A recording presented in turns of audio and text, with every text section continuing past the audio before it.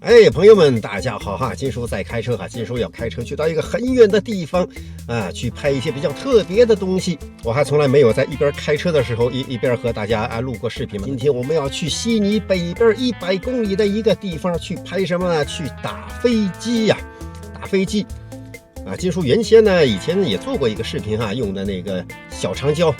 70到300。配上那个77D，但是那个70-300的镜头呢，早就已经卖了，是吧？但是我觉得吧，总得有一个小长焦，是吧？你拍点什么风光啊、花花草草啊，拍点打个鸟，偶尔打个鸟啊，哎，所以呢，哎，这不是吗？金叔那个时候还收了一个半画幅的55到250那个小长焦，金叔居然还用这个小长焦镜头给 Olivia 拍过照片，拍过人像啊，我去！所以今天金叔就用这套组合77D加上小长焦55到250来拍一个飞机哈，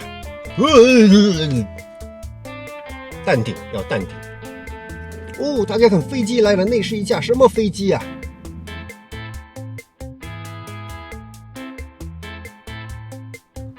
金叔还是假装在开车哈。金叔今天去的呢，其实是要去看一个飞行的表演秀啊，并不像上次金叔拍的打飞机的那个视频哈，就是在一个空旷的停车场嘛，正好是在悉尼机场附近一个起降的航道这边拍那种大型的客机呀、运输机呀。这次拍的是一个飞行的表演秀，最关键的是哈，它有 F-35作为压轴演出。那么简单介绍一下哈，这个飞行秀呢，基本上是新南威尔士州每年大概都会举办一次，有时候是在 Central Coast 的中央海岸，有时候会在卧龙岗南边伊拉瓦拉那个地方也有个私人小机场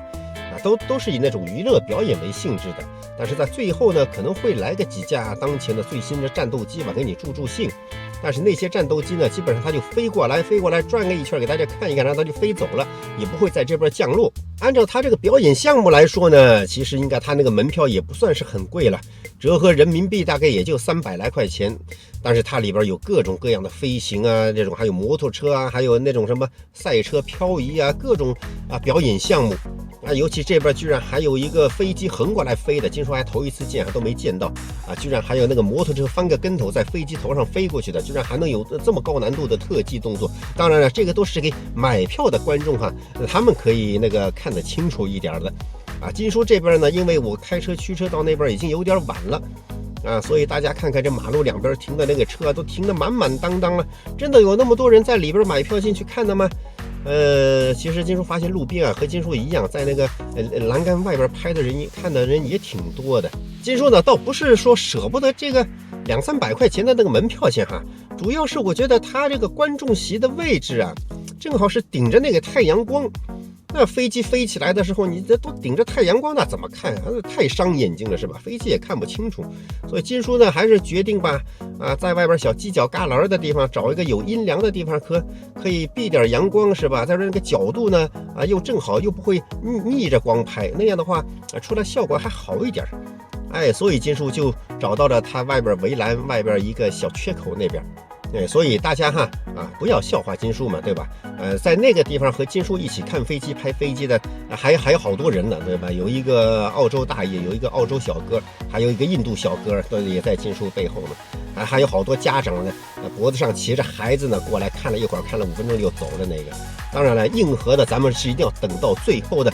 说白了，金叔今天过来就是来看 F-35的。那么简单说一下金叔对这个相机用来拍摄飞机飞鸟这些相机的设置首先呢，我们就要用到一个很不常用的快门优先模式TD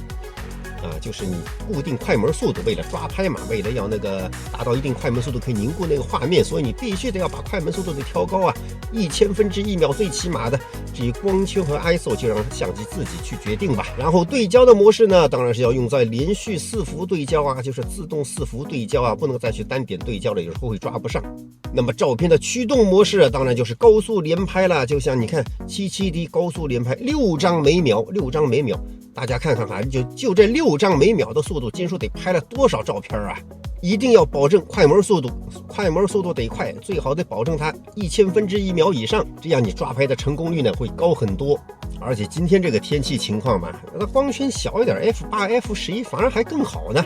景深还更长一点，对吧？如果是天气情况不理想的话，你要拍这种飞鸟飞机你也是要保证快门速度，宁可让它自动 ISO 升得高，你就让它就升得很高吧。所以这是拍摄运动类题材、飞机、飞鸟运动题材的一些相机设置方面的小的一些小技巧、一些小提示吧。但是呢，因为是拍飞机嘛，也不是拍妹子，又不是干活，金叔呢还是想着以轻松放松为主。所以通通 JPEG， 全部 JPEG 支出，我不想回去一大堆的那个弱照片再弄了，是吧？所以 JPEG 大家就看了一下这个照片吧，哇，拍太多了，就这个77D啊，每秒6张的连拍速度，我去，这个一串拍下来的话，都拍了快几千张了，都快1000张了，就拍点飞机，而且金叔还只有拍了半场。这个快门连拍起来啊，这个比拍妹子、比拍婚礼这个快门都费呀。还好我是用的那个全部都是 JPEG 拍摄的嘛，就原图直出嘛。我先放松一下，我也不想再去费时间费精力再去后期修那个片儿了，是吧？反正看着都那样，我给那个飞机美颜也没有什么意义。主要呢还是就是以拍清楚为主吧。但是你别说哈，飞机飞行器作为人类这种科技发展的一个代表作吧，最高科技吧。尤其是战斗机啊这些个，它在空中，它整个工业设计就是非常的艺术，就非常的优美。所以它在空中，哪怕就是转一点点角度，各种有一点点角度姿态的变化，那么多的照片要接触我都舍不得删呢。哪怕有一点点的姿势变化，我都不舍得删，全部给它留着算了。大家来看一看这些呢都是一些老的飞机，老款飞机啊，可能都是2战时期的那些个飞机吧。那后边还有机关枪呢，这就来看一看，就是77D 加上这个55-250的小长焦，相当于全画幅的80到400嘛，再加上一定的像素裁接，77D 2400万像素裁接之后放大看看细节，看看这个清晰度怎么样。大家来看看，像这种半画幅相机配个半画幅的小长焦镜头，拍点这种什么飞行秀啊、飞行表演啊，大家觉得效果还怎么样呢？这个画质大家能接受吗？这边呢就放几张图，大家都来看看这个细节吧。当然有些飞机它因为飞得太高、飞得太远了，那个再怎么放大，那个看着都已经不行了，色散呀啥的都一塌糊涂了。当然它停在停机坪上的准备起飞的近距离的几张，金叔觉得就这么一个小的组合拍，这种小的飞行秀啊啥的，放松一下、休闲一下，挺好的嘛。这个清晰度完全没问题的呀！大家来看看这些老式的飞机老式的飞机，但是它这个油漆啊、涂装啊各方面的还做的挺漂亮的，挺可爱的毕竟是那个飞行表演团队嘛像这些飞机呢一会儿俯冲啊，一会儿要爬升啊，再变着花的在天空翻跟头呀啥的，这些飞机呢相对来说比较好拍一点，还能拍到一些个飞机的细节放大了看看这个2400万像素裁切下来放大以后，它那个效果怎么样？飞机的细节呢清楚不清楚大家自己看一下吧。这一架相机77D 好像还是2017年5年前的一架半画幅还是数码单反呢出来呢大概会是这么一个效果，就配合着这么一个廉价的55到250的小狗长焦镜头。但是这支镜头吧，对于业余爱好者偶尔玩长焦来说，金叔觉得还是非常不错的。那么像这些老式的飞机呢，因为它飞行速度比较慢，它还在空中还得玩花样，是吧？那个相对的比较好拍。但是后来那些高速的飞机像那些 F-18呀，像那些高速的现代化的战斗机呢，它有时飞得快了，这个还真抓不上你跟都跟不上。就算是这个长焦还不算很长吧，就算拉到它这个250端400吧，400毫米相当于全画幅400毫米，有时候你取景器你都找不到飞机在哪儿，你拉到400端你根本就跟不上那个飞机你还得给它放到稍微广角一点的地方，你在取景器里面找到那架飞机，然后你再把那个变焦给它拉长，你把那个画面飞机可以拉近一点。要不然的话，你直接用这个长焦端400你去找那个飞机，有时候你根本就找不到。架老款的 FA-18大黄蜂战斗机吧在那边那个飞行速度特别快，金叔追都追不上这个相机怎么都抓不上